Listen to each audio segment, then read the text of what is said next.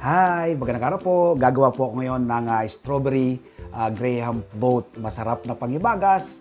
Ngayon pong holiday season, ano? Ito po ay napaka-simple lamang gawin at tiyak po ay magugustuhan ng bawat isa sa atin, lalo na po yung ating mga anak, itong ganitong uri ng pangibagas. Ang sangkap po yan, siyempre po yung ating Graham, tapos all-purpose cream at may kasama pong condensed milk.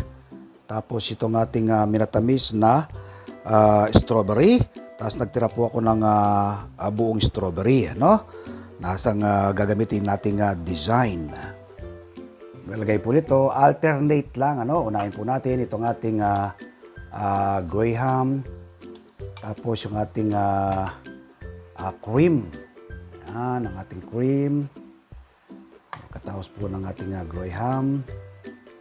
Okay, tapos sunod po natin itong ating minatamis na strawberry.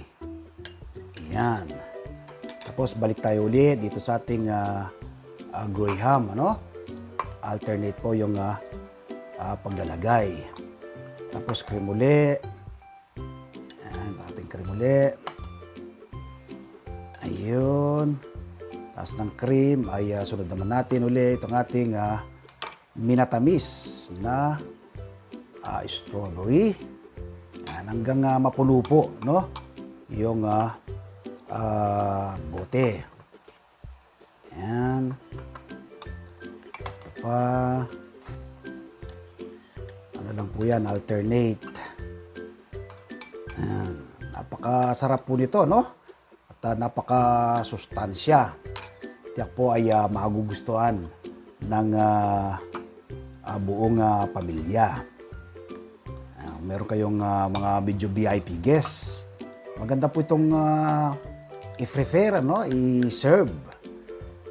Meron kayong medyo bigating bisita, ay okay na okay po ito. Yan. Alright, malapit na siyang mapuno. Konti na lang. Ayan. Ito.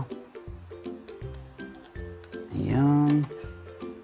Tapos ito naman. Ayan. Ganyan po, ganda po ng itsura, no? Tapos ito pong isang anong to, itong buo na strawberry ay gagamitin po nating design, lalagay po sa ibabaw.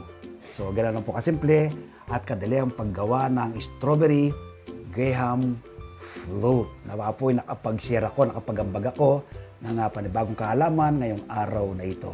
Salamat po!